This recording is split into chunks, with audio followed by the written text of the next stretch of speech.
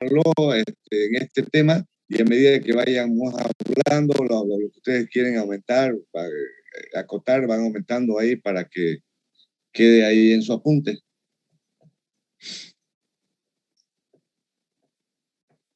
Esta sería la norma, ingeniero, que quedamos pendientes para...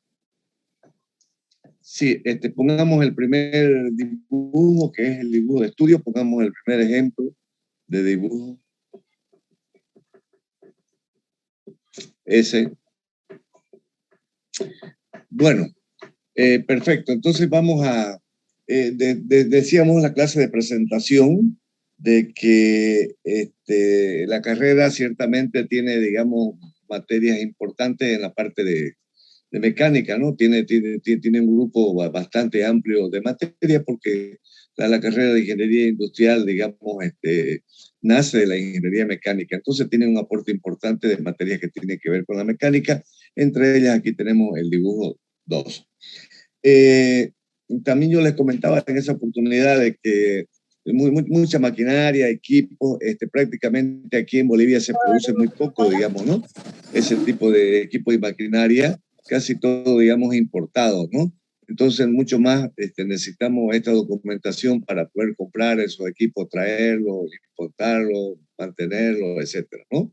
Bueno, le decía yo, así como los ingenieros civiles, por ejemplo, elaboran una carpeta, ¿no es cierto?, para aprobar un proyecto, una edificación, ¿no es cierto?, a las instancias correspondientes. En esa carpeta incluyen un plano de fachada, un plano de instalaciones hidráulicas, un plano de instalaciones eléctricas, un plano de desagüe, un plano de corte, o sea, una serie de planos que hacen para que le aprueben ese proyecto. Nosotros de la misma manera, digamos, aquí en la parte mecánica, para comprar, para elaborar un producto, para hacerle su mantenimiento, necesitamos una serie de documentos también. Entre ellos, un documento importante es el que se conoce como el dibujo de estudio.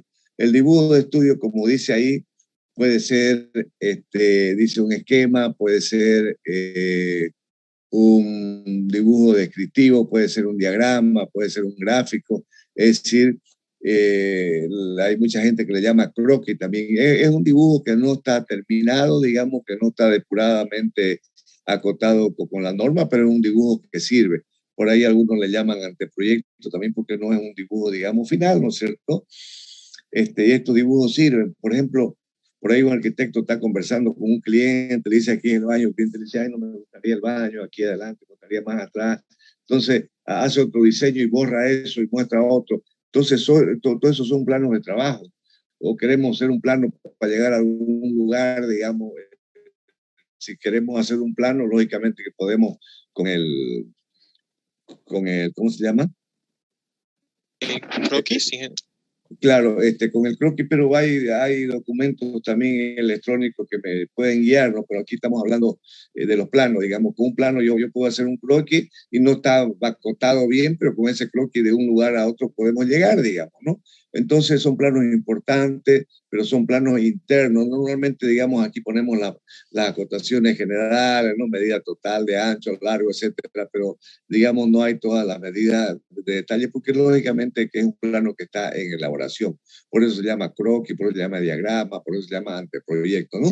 Normalmente este tipo de planos no va en la carpeta final, porque son borradores, digamos, pero son planos importantes. El ejemplo que nos está dando Lucas, que por ejemplo de la figura número 1, ¿no es cierto? Que puede ser cualquier otro. Ahora bien, luego tenemos nosotros los dibujos de proyecto. Un dibujo de proyecto consta básicamente de un dibujo de conjunto y un dibujo de despiece. ¿Qué es un dibujo de proyecto? Normalmente estos dibujos se usan para producir pocas cantidades, digamos, no pequeñas cantidades. ¿Qué es un dibujo de proyecto? Incluye un dibujo de conjunto y un dibujo de despiece. ¿Qué es un dibujo de conjunto? Es el que estamos viendo ahí en la pantalla que nos está mostrando Lucas, digamos, la figura número 2. Un dibujo de conjunto es un dibujo completito, o sea, es todo el conjunto, todas las piezas armaditos, ahí lo vemos. En el caso del dibujo que nos está mostrando Lucas, ese dibujo, la mitad está en corte y la otra mitad en vista, ¿no? ¿Y por qué no lo han cortado entero? Para que aparentemente la figura es simétrica, entonces lo de abajo es lo mismo, entonces para no demorar tiempo han cortado arriba. Y a cada parte le han puesto un número, ¿no es cierto? Y ese número lo han inscrito en un círculo. Entonces aquí nosotros en este plano podemos mostrar, digamos, la identidad de la pieza, las cantidades y el número del plano de cada una de las piezas. Por lo tanto, podemos hacer una tablita donde la referencia sería la identidad, al otro ladito tenemos la cantidad y, perdón, la identidad es el nombre, ¿no? La cantidad y el número del plano, es decir, el número del plano sería la referencia, el 1, el 2, el otro la cantidad y el otro el nombre, es decir, la identidad. Entonces, ¿por qué hacemos una tablita? Porque, digamos, se complica. Imagínense a veces una pieza tiene un montón de partes, ¿no es cierto? Ahora, ustedes se preguntarán, profesor, ¿y a qué le ponemos número 1, número 2? Bueno, hay distintos criterios, ¿no? Digamos, a las piezas más importantes podemos llamarle número 1, número 2, o en función del armado, o todo lo que va de izquierda a derecha, siempre respetando, digamos, algunas operaciones o actividades dentro de un armado o dentro de una fabricación, digamos, aquellas actividades que son flexibles o que son rígidas. Por ejemplo, una actividad en un armado flexible, por ejemplo, si yo tendría que vestirme y tendría que poner números, primero número 1 hacer tal cosa, número 2 tal cosa, por ejemplo, una actividad flexible sería primero ponerme la camisa o los zapatos, digamos, ¿no? Puedo ponerme 1 a los zapatos y 2 a la camisa o 1 a la camisa, 2 a la, porque es independiente. Esa sería, digamos, una actividad flexible.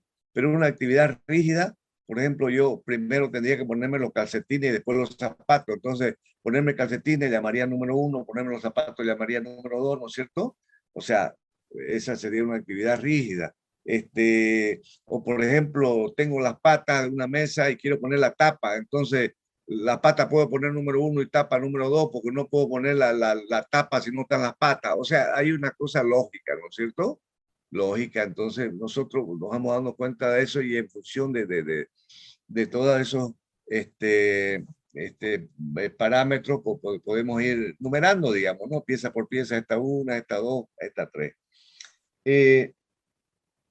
Ahora, eso, fíjense que en ese dibujo de conjunto no se ve, digamos, toda la pieza enterita, porque como está armado, hay piezas que están metidas, no vemos nosotros todo. Entonces, lo que normalmente se hace es, si ese dibujo de conjunto, esa pieza, por ejemplo, tiene 13 partes, entonces tendría yo que hacer una pieza por separado, o sea, yo puedo hacer 13 planos, o lo puedo poner las 13 piezas en un plano, pero dibujada enterita cada una.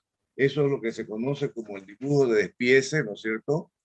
O como dice la norma, dibujo de definición del producto. En las reglas se le dice dibujo de despiece. Entonces, uno por uno, porque hay uno por uno, podemos ver claramente la forma geométrica de cada una de esas partes y sus acotaciones, su tolerancia, el tipo de material, el estado de la superficie, ¿no es cierto? Si es rugoso, etcétera, el tratamiento, el acabado. Cuando decimos del tratamiento, aquí en la parte mecánica nos estamos refiriendo al tratamiento térmico.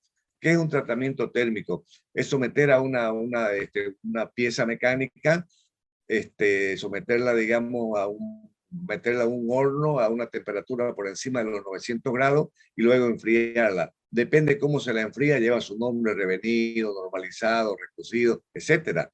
¿Y para qué se hacen estos tratamientos térmicos? Depende, digamos, en qué vamos a usar estas piezas.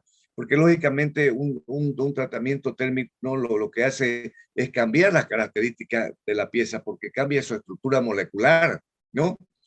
Por ejemplo, una pieza templada, digamos un temple cuando lo calentamos por encima de los 900 y lo enfriamos bruscamente, digamos, en agua, vamos a algunos talleres y la gente suelda y la mete en agua. Esa sería la pieza ahí, la estaríamos templando. Entonces, una pieza templada, por ejemplo, cambia ya su estructura granulométrica, es decir, las moléculas se hacen grandes, ¿no es cierto? Y al hacerse grandes hay menos contacto entre sí, por lo tanto, digamos, ese material es frágil, digamos, a que se quebre, pero es resistente al desgaste. Por eso, por ejemplo, toda ¿cómo se llama? Por donde anda el tren, el trillo, normalmente donde da vuelta, todo eso es templado, porque si no se gastaría, porque no hay fierro con fierro. Entonces se le hace tratamiento. Y ustedes se preguntarán, ¿y aquí en Santa Cruz hay empresas? Claro, hay empresas que hacen tratamientos térmicos, tienen hornos grandes para hacer tratamientos térmicos, ¿no es cierto? De piezas grandes, y hay metálicas, y hay metalmecánicas grandes en Santa Cruz. Seguramente una pregunta sería, y profesor, ¿y nosotros lo vamos a ver eso en la universidad? Sí, nosotros en la carrera tenemos la mufla, es decir, el horno, donde o sea, es un horno chiquitito, ¿no es cierto?, de muestra, y también tenemos el microscopio metalográfico. Ahí hay probeta ya preparada, cuando ustedes hagan su práctica, entonces el profesor le va a decir, miren, esta es una pieza, ¿no es cierto?, antes de ser templada. Ahora, le hemos metido la pieza, la hemos templado y templada. Mírenlo cómo son las moléculas aquí, lo miran al microscopio metalográfico. Ahora, mírenla y es la misma pieza, pero templada. Y ahí ustedes ven la diferencia, cómo cambian las moléculas, hace más. Y entonces, así de, bueno, pero eso es otra materia, ¿no? Eso es metalúrgica. Entonces, no es necesariamente que una pieza, digamos, pongamos de esas características, sacamos, digamos, porque no siempre es necesario poner, digamos, en cada pieza sus características técnicas y todo, normalmente es su forma y algunos otros datos, ¿no? Pero por ahí, si se quiere ese dato, le estoy indicando que es un tratamiento térmico, que eso es otra materia, eso es metalurgia, pero es solamente para que tengan conocimiento. Entonces, un proyecto, digamos, que sea para pequeñas cantidades, ¿no es cierto? Basta con un dibujo de conjunto y un dibujo de despiece, es decir, dos dibujitos. ¿Qué es hacer pocas piezas? Que si 8, 10, digamos, ¿no es cierto? Ahora, si nosotros seguimos avanzando más adelantito, hay un dibujo que dice dibujo de fabricación, si lo podemos poner, Lucas. Sería definición de producto terminado. Sí, Después más del de... adelantito, Más más adelante, sí. adelantito, dice, esta es la figura número 5, por ejemplo, ¿no? Figura número Dice, 5. ese. Por ejemplo, fíjense, dice dibujo de fabricación. En realidad, los dibujos de fabricación, todo dibujo que sirva, ¿no es cierto?, para armar, para mantener, es un dibujo de fabricación. Pero en la jerga, digamos, uno dice un dibujo de fabricación cuando queremos poner algún detalle, digamos, en una pieza. Por ejemplo, en esa figura número 5 que nos está mostrando Lucas, digamos, ahí hay un símbolo que es un redondito con un palito en el medio, que seguramente ya lo han visto ustedes, eso quiere decir diámetro, y dice, por ejemplo, ahí diámetro 12, y le pone menos 0 y más 0,18. Ahí el dibujante le está diciendo al fabricante, no lo podés hacer menos de 12, porque 12 menos 0 es 12. Y más bien lo podés hacer un poquito 12,000 tanto, ¿no? Si no tenés una máquina, o sea, que sea de alta precisión, ¿no es cierto? Más bien hacerlo un poquito más de lo que te digo y no menos porque me la fregás la pieza. Entonces, si un poquito más lo puede con una lijita de agua, digamos, lijar para que entre ahí para que entre un eje, no lo sé, digamos, ¿no? Entonces, ese sería un dibujo de fabricación, por ejemplo. ¿Listo? A pesar que todos los dibujos que tienen que ver, podríamos decir, todos los dibujos son de fabricación, todo. Pero si entramos ya en detalle, bueno, dibujo de fabricación le decimos para mostrar, digamos, algún detalle, ¿no es cierto? Alguna observación que queremos hacerle al fabricante que tenga cuidado. Entonces, le hacemos ese dibujito de detalle, digamos, ¿no? Entonces, un dibujo, digamos, de fabricación para pocas cantidades, basta, digamos, con un dibujo de proyecto que conta un dibujo de conjunto y un dibujo de despiece. Ahora, si nosotros vamos a producir en serie, se va a hacer mucha producir en serie. ¿Qué es una producción en serie? Una producción en serie es cuando, digamos, durante una jornada laboral, cada hora o cada 2 horas va saliendo un producto, y un producto, otro y otro, digamos, ¿no?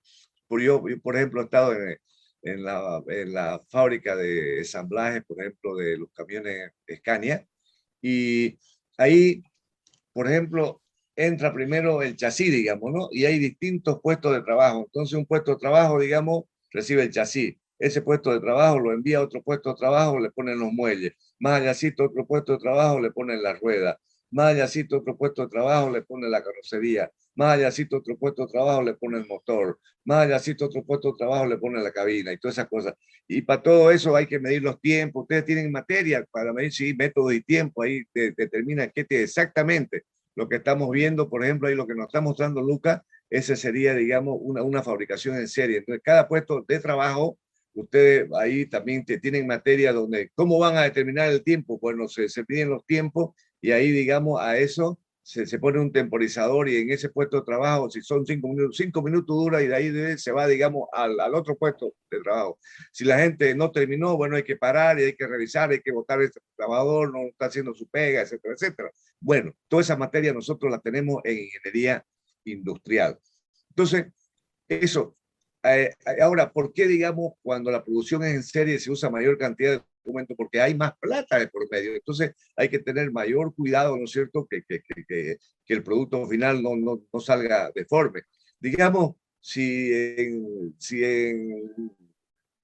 en una jornada, digamos, ¿no es cierto?, en 8 horas, y va saliendo un camión Scania cada hora y salen 8 camiones, ¿cuánto vale un camión? Digamos, 100.000, $150.000, o sea, estamos hablando de más de $1.000.000, digamos. Entonces, tenemos que tener mayores cuidados, por eso hay mayor cantidad de documentos. ¿Y esos documentos cuáles son? Entre ellos tenemos el dibujo de método o proceso. Mostremos un dibujo de método o proceso, que esto puede Ingeniero, incluir plano. Sí, al compañero Diego Flores tiene una pregunta. claro que la haga. Ingeniero Carlos, buenas noches. Hola. Ingeniero, quería preguntarle algo que me da una duda. ¿Qué opina usted sobre la soldadura industrial, todo el ámbito que lleva, ¿no? Sobre de hacer los tornillos, ¿no? La soldadura, en todo el ámbito de soldadura industrial, ¿no? Claro, Porque, sí. Bueno, la soldadura es una actividad de alta precisión, ¿no? Por ejemplo, no nos olvidemos, por ejemplo, la cuestión de la instalación de los tubos para, digamos, transportar los hidrocarburos, gas, petróleo, etcétera, ¿no? Todos los tubos, digamos, que se están soldando, son tecnologías de alta precisión y lógicamente es una actividad importante, ¿no? Importante hasta en función de lo que se paga, digamos, ¿no? Por técnicos especializados. Ustedes ahí en la carrera tienen un taller de mecánica donde hay distintos tipos de soldadura, ¿no es cierto? Hay distintos tipos, ¿no es cierto?, de maquinaria para hacer soldadura y ustedes van a tener la posibilidad de hacer algunas prácticas con esas maquinarias que hay. Claro que es una actividad muy importante, digamos, ¿no? Lógicamente nosotros ahí no somos especialistas, ¿no es cierto? Hay, por ejemplo, especialidades en técnico superior solamente, digamos, en soldadura, ¿no? De todas maneras, nosotros ahí en la carrera, el laboratorio tiene algunos tipos de máquinas donde ustedes van a aprender algunos tipos también de soldadura. Es importante, tremendamente importante. Hay gente que se especializa en eso, digamos, ¿no? Así es. gracias, Ingeniero, ingeniero. este sería el que le sigue del documento. Dibujo de métodos y procesos. El que recomienda sería la figura número 9. Tenemos acá. Ya, la figura número 9. Claro, hay varios. El dibujo de método proceso puede ser plano, puede ser planilla. Es decir, las actividades que nosotros vamos a hacer las vamos a aceptar en un papel. Por ejemplo, hay un señor, digamos, que es el ingeniero, no sé, ingeniero en alimentos, por decir, ¿no es cierto? Y va ahí, digamos, al restaurante, ¿no es cierto? O a la panadería y dice, bueno, de este tipo de torta hay que hacer 100 unidades, nos han pedido. Entonces, esta torta lleva tantos kilos de harina, la mezcla, tanto huevo, tanto kilo de leche, tanto kilo de azúcar, tanto kilo de sal, tanto kilo de no sé qué, eso, digamos, ¿no? Y una vez está y en el horno tiene que estar tanto tiempo, luego lo sacan. Todo eso hay que seguir. Ese sería un método, digamos, ¿no? ¿Sí? En esa carpintería, esa tabla la vamos a hacer silla. Y para hacer silla hay que hacer esto. Esa tabla hay que lijarla y hay que hacer pieza de tanto, ¿no es cierto? Para la varilla, hay que hacer pieza para respaldar esta pieza, tal cosa, para hacer eso, ¿no? En este otro, digamos, esta soya la vamos a transformar en aceite. El primer paso es molerla, el otro paso es licuarla, el otro paso, no sé, extraer el agua, el otro paso, etcétera.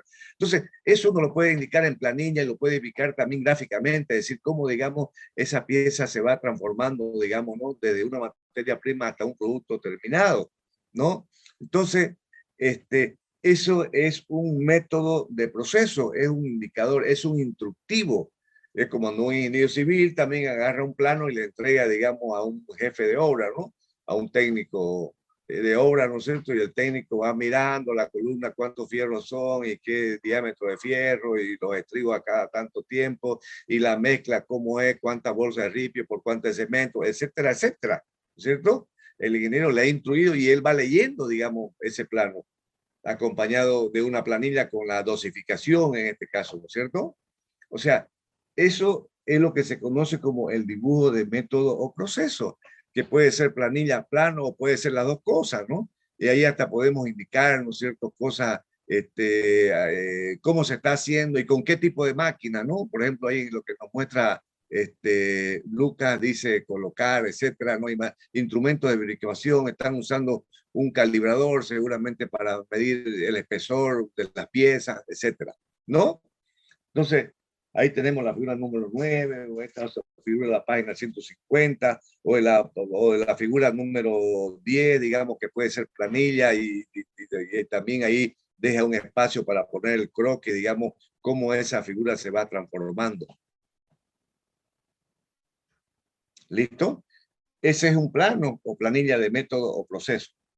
Luego nosotros tenemos otro plano que se llama el plano o el dibujo de armado. Dibujo de armado es el que nos está mostrando Lucas en la figura número 11. El dibujo de armado no es más que un dibujo donde se pone exactamente en el lugar preciso donde va esa parte de esa pieza, exactamente en ese lugar. Entonces nos damos cuenta, digamos, que ese perno entra y luego se le mete la tuerca, ¿no? Es como un rompecabezas esto, ¿no? A veces, no sé si ustedes, muchachos, un rompecabezas que no para armarlo, no puedo armarlo y los rompecabezas lo venden con su planito y lo miran el planito de armar, este va aquí, así fácil, pues, ¿no? Armarlo, el rompecabezas. Si es rompecabezas mientras no tengo el plano, porque ya con el plano ya no es rompecabezas porque ya sé dónde va cada pieza. Y ustedes se preguntarán, profesor, pero ¿y cómo acaso van a llegar desarmados? Sí, hay mucha maquinaria que aquí llega desarmada. Imagínense cosechadora en el agro, que son máquinas que, por ejemplo, un ala tiene 30, 40 metros. O sea, difícil traerlo, digamos, eso armado. Normalmente viene en cajones, entonces tiene que venir con esta serie de planos para que no nos falten piezas, para que no nos sobre piezas cuando nosotros armamos. ¿Cierto?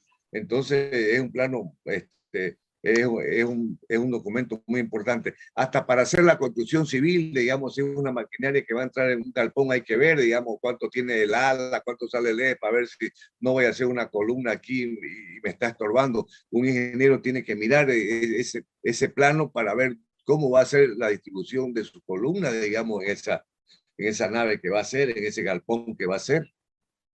Entonces, es un documento, claro, que es muy importante. Luego tenemos otro documento para esta fabricación en serie, que se lo conoce como el dibujo de montaje. Hay gente que confunde, ¿no?, el plano de armado con el plano de montaje, pero son cosas totalmente distintas. El plano de armado es como dice su nombre, ¿no es cierto? Utilizar todas las piezas, si tengo 300 piezas, y entonces he tenido que utilizar las 300 yo para armar, no que me sobren lo que me falte, si me faltan o me sobraron, quiere decir que está mal armado. Pero bien, una cosa es el armado y otra cosa es el montaje. ¿Qué es el montaje? Es la puesta a punto. Porque yo puedo armar una máquina, la hago funcionar, digamos, y friega para todas partes. Por ejemplo, el dibujo que nos está mostrando en la figura número 12, Lucas, ¿no?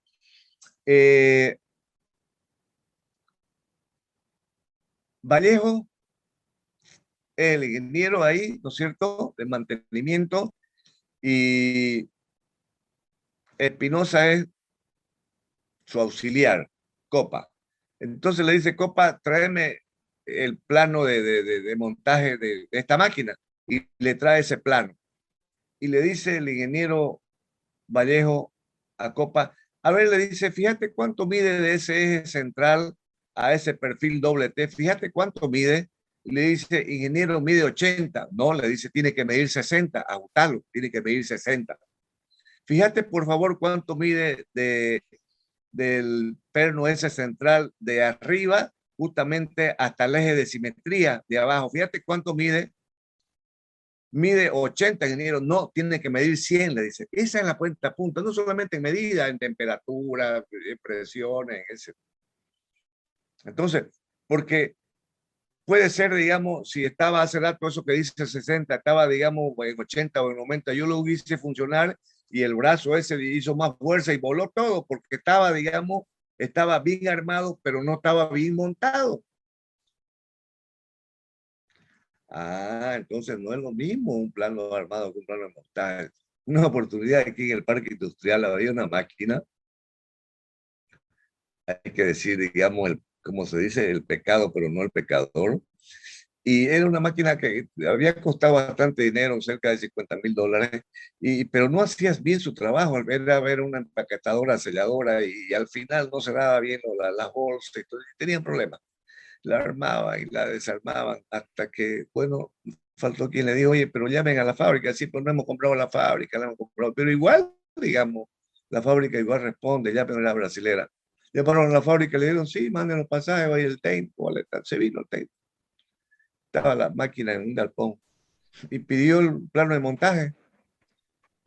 montaje, y ahí, claro, leyó, no dijo, aquí hay que hacer paredes, este galpón, y hay que poner aire acondicionado, humidificador, o sea, claro, estaba, pero no estaba a la temperatura, había sido una máquina de alta sensibilidad que funcionaba, pero a tal temperatura, con tal humedad, así que tuvieron que poner el aire acondicionado, todas esas cosas. Le pusieron todo lo que hacía el plano de montaje y la máquina empezó a funcionar bienísimo.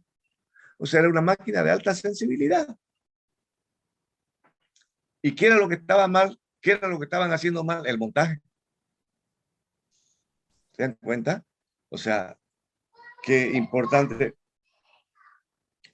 Eh, bueno, eh, luego hay otro documento que es el dibujo de control de calidad. Aquí la norma nos muestra una planilla, digamos, ¿no? De esto hay distintas formas, planillas, etcétera. Por ejemplo, ahí la que nos está mostrando ahí Ariel es una planilla, la figura número 13, el control de calidad. El control de calidad es importantísimo. Ustedes tienen una materia que se llama control de calidad. El control de calidad en una fábrica va a separar a la fábrica en cualquier momento. ¿Qué es el control de calidad? O sea, es hacer un seguimiento al proceso productivo que se está haciendo para ver, digamos, si se está cumpliendo con todos los requisitos del producto que se ha planificado. Por ejemplo, yo he dado un planito para que hagan silla, pero como va la cosa, parece que no va a llegar a silla, va a llegar a toco nomás. Entonces hay algo que está mal. Alguien está haciendo mal su trabajo. Y para eso es lo que hay un departamento, ¿no es cierto?, de control de calidad que va haciendo seguimiento. Ahora, ese control puede ser laboratorial, puede ser visual, puede ser las dos cosas. En el caso, digamos, de la planilla que nos está mostrando Ariel, aparentemente, digamos, ahí el control lo hacen visual, digamos, ¿no?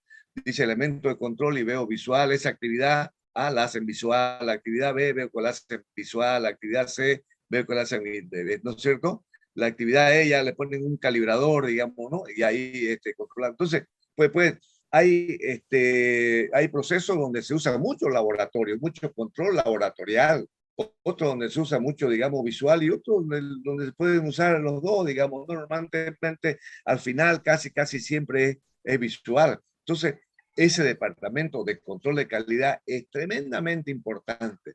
Ustedes tienen una materia, hoy la calidad, digamos, se ha convertido lógicamente en una ventaja competitiva, ¿no? La gente prefiere un producto de alta calidad, ¿no? Antes, digamos, se medía la calidad al final de un proceso productivo. Hoy no, hoy desde antes de que empiece, ya empiezan a ver la calidad de la materia prima. Durante el proceso se ve la calidad y al final también la calidad, ¿no? Porque lógicamente, digamos, aquí estamos hablando de producción en serie, es decir, al final de una jornada puede haber mucha plata, digamos, que ha salido, puede haber mucha plata en proceso productivo. Entonces, por lo tanto, hay que tener mucho cuidado que todo ese proceso vaya bien. Por ahí anda mal, ¡pum!, se para, digamos. Será un trabajador que está haciendo mal su trabajo o será una máquina. Ustedes tienen una materia que se llama control automático, ¿no? ¿No? Ahí hay unos controles automáticos que pum, le dice, esta máquina es la que está mal, por eso está saliendo deforme. Ustedes tienen una materia donde van a aprender también que se llama control automático. Por eso yo le decía que esta carrera tiene muchas materias que tienen que ver con la parte mecánica. Cuidado, alguna gente que piensa que la ingeniería industrial es solamente administración. No, Administración de empresa. Así que el que recién se entera puede cambiarse, porque uno puede cambiarse hasta 2 veces, creo, de carrera. Bueno, luego tenemos un plano que se llama dibujo de herramientas y dispositivos especiales. Pero la norma, digamos, ahí no sugiere nada, por eso Lucas no está encontrando nada, porque dice ahí ese texto, ¿no? Si ustedes lo han leído, dice, ¿no? Dice que por tratarse de un procedimiento específico, dice cada industria no establece reglas estrictas. Es lo que se llama secreto profesional. ¿Y qué es eso? Por ejemplo, ustedes cuando vayan a hacer visitas, ¿no es cierto? Por ahí, digamos, esta empresa está sacando este producto y lo saca en 3 días, y la empresa que está allá de aquí a 10 cuadras o no sé dónde más allá, el mismo producto lo hace en 10 días y en 3. Por supuesto, que lo hace en 3 gasta menos energía, menos sueldo de trabajador, porque es menos tiempo, tiene mayor capacidad de entrega, entonces tiene una ventaja competitiva. Pero ¿qué ha hecho? Ha investigado. ¿Y cómo ha hecho? Ha encontrado un proceso más corto y sale el producto igual con calidad, ha encontrado otro tipo de materia prima, ¿no es cierto?, que seguramente tiene mejores ventajas. O sea, algo ha hecho. Pero yo no quiero que sepa mi competencia, pues si no va a ser lo mismo. Y a mí me ha costado mucho dinero hacer esta investigación. Entonces ahí la norma no se mete, le dice al propietario, usted vea cómo puede mantener ese secreto. Por eso es cuando ustedes hagan visita en planta, alguien, digamos, va a pasar ahí al frente, lo van a meter en un aula, ¿no es cierto?, en un salón, y le van a explicar todo así, así. ¿Le van a explicar todo? No, hay cosas que no le van a decir. Ese es el secreto profesional. Y a veces cuando el empresario no tiene cuidado y le da todo, aparece rapidito un trabajador la día haciendo lo mismo, digamos, que no tuvo cuidado y le dio toda la información. Esos son los celos profesionales, ¿no es cierto? Y a veces es con razón. Entonces, la norma ahí dice, vea usted qué hace, si hace plano, planilla, si no hace nada, lo hace usted, lo hace verbal, lo hace, entonces, vea, le dice, porque ese es un secreto profesional. Bien, luego tenemos otro plano, otro dibujo que se conoce como dibujo para el usuario. Normalmente, digamos, en la jerga se le dice el catálogo. El catálogo es otro documento tremendamente importante, ¿no? El catálogo de su celular sirve para usar, ahí dice, ¿no es cierto?, cómo se chatea, el catálogo de su calculadora, dice cómo se saca el logaritmo, cómo se hace la raíz, cómo se hace, etcétera, todo. Entonces, el catálogo de unas máquinas, porque a las máquinas hay que mantenerlas. Entonces tiene una serie de su armado, montar y mantenerla, ¿no?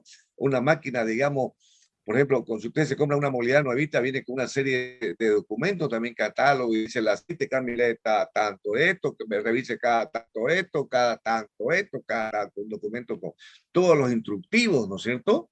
Claro, uno se fija en el cambio de aceite, punto que va al taller, pero hay un montón de cosas. Entonces, en una máquina uno tiene que fijarse, porque si no está en las mejores condiciones, el producto sale deforme, ¿no? Entonces, hasta para el almacén, digamos, de repuesto, ¿no?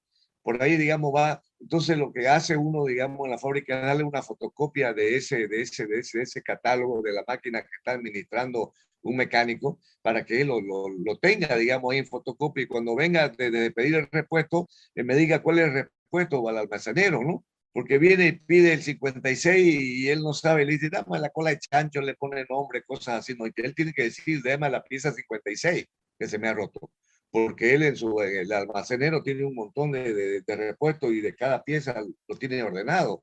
Entonces, para todo sirve el catálogo. Es un documento muy importante, ¿no? Y con el catálogo, ¿no es cierto?, yo puedo leer y, digamos, y usted como ingeniero industrial, ¿qué es lo que va a hacer con este documento? En el caso, digamos, del mantenimiento, va a agarrar el catálogo y ese catálogo dice que esa máquina tantas horas que trabaja, hay que cambiarle la correa, hay que cambiarle la punta, hay que cambiarle el rodamiento, hay que cambiarle la rueda dentada, hay que cambiarle el puntadeja, hay que cambiarle la lemita, hay que cambiarle esto, y entonces uno como ingeniero industrial toma nota de eso y uno lo puede pasar en un diagrama de Gantt y al mecánico se lo va, digamos, bien, porque eso viene hasta en inglés y el mecánico no sabe inglés. A ustedes ya le exigen para que le den su título, tienen que entregar un certificado, porque muchos de estos documentos llegan, digamos, en inglés. No que sean capos en hablar inglés, pero un inglés básico para que ustedes puedan lecturar y pasar eso, se pueden pasar en un diagrama de GAN para una semana, de alguna. Entonces, el lunes le haces esto, el martes le haces esto, el martes, el miércoles le haces esto para esta máquina, y le hago otro para el otro mecánico, la otra máquina, otro para el otro mecánico. Entonces, tiene que haber alguien que le entienda. ¿Y quién es ese? Usted, el ingeniero industrial. ¿Se dan cuenta? Entonces, son documentos importantes, lógicamente, por eso se dice que estos documentos no meritan, digamos, para poca producción, ¿no? Para los proyectos, básicamente, digamos, basta con un dibujo de conjunto y no de piezas. Pero cuando la producción es en serie, amerita una mayor cantidad de documentos, de documentos, ¿no es cierto?, para estar segura que la cosa va bien y que el producto va a salir tal cual como se ha diseñado, como se ha planificado, porque hay mucho dinero en ese proceso productivo. Entonces, si algo sale mal, pues hay mucho dinero que se va a perder, entonces hay que tener mayores cuidados. Y yo les decía que aún, digamos, para el caso nuestro de Bolivia, tenemos mayores desventajas, porque casi todos los equipos y maquinarias son de afuera, porque nosotros casi no producimos, llegamos hasta carretilla y cosas, entonces casi todo es importado, entonces tenemos que manejar bien esta serie de documentos. Entonces, eso queríamos indicarle con Lucas, ¿no es cierto? Esta serie de documentos. Y si ustedes tienen alguna consulta, Lucas, si hay alguna consulta de los estudiantes, ¿cierto? Yo creo que quedó todo claro, ingeniero, a menos que alguien Dale, tenga alguna duda, le van a poder levantar la mano, si no también anoten sus preguntas, yo en la siguiente clase también le puedo responder, y ya para claro, planificar con el ingeniero en un futuro otro foro, un foro de preguntas cuando avancemos algo más. Por el momento correcto. solo estamos haciendo proyecciones solamente, ingeniero.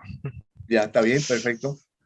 Ok, Eh, bueno, entonces, ingeniero, mientras vamos respondiendo a la pregunta del compañero Diego, vamos a sacar un pequeño screen para las personas que no están con su cámara activa, en la que eso sirve para registro, para documentación de acreditación de la carrera.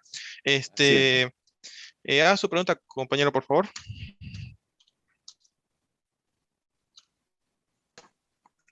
Auxiliar, perdón, ingeniero, quería preguntarle algo sobre la carrera de Ingeniería Industrial. Todo lo que usted nos ha mencionado, todo eso hace, disculpe, el ingeniero industrial. O sea, me Claro, refiero a que cada planilla, ya sea, tiene para distintos objetivos, ¿no? O sea, no va a ser en general algo, ¿no? claro, correcto. Claro, lo que pasa es un poco lo que conversábamos en la primera clase, ¿no? Yo les decía, el perfil del ingeniero industrial es eso, digamos, es amplio, ¿no es cierto? Y claro, eso, digamos, para estudiar nosotros mismos se nos complica, ¿no? Porque nosotros tenemos profesores, ingenieros civiles, abogados, psicólogos, de todo. Capaz que los médicos, todos los profesores son médicos, capaz que los abogados, todos los profesores son abogados, y nosotros, yo soy ingeniero industrial también. Por eso, cuando a ustedes le toque de profesor de ingeniería industrial, hablen con él, conversen, etcétera. Y yo sé, digamos, por ahí hay gente que se quedó en mantenimiento y nunca más ya se olvidó, digamos, en la parte de proceso, la parte de comercialización, de la parte de organización, no es más, se quedó ahí para toda la vida, digamos. Otro se quedó en proceso para toda la vida, otro fue a la parte financiera para toda la vida, otro fue a la parte comercial para toda la vida, otro fue a la parte de seguridad, digamos, ¿no? Seguridad, ¿no? Higiene, todo eso, y se especializó en eso. Bueno, por eso tiene, digamos, y nosotros en la carrera de ingeniería industrial estamos con ese perfil antiguo todavía, con ese perfil general, no somos una carrera de especialización. Acá en Santa Cruz se intentaron en una ingeniería industrial de especialidad y no dieron resultados. Por ejemplo, la USA hizo ingeniería industrial en madera y no duró mucho, digamos, la carrera aperturada, ¿no? O sea, no funcionó mucho en el mercado, no fue muy específica, digamos. Entonces, por eso yo le digo, hay gente que cree que industrial no es, no. El industrial entra a fábrica.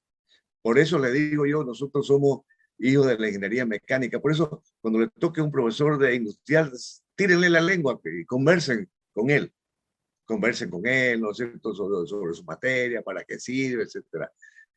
porque le digo, no sé, la carrera tiene mucha dosis de materias mecánicas.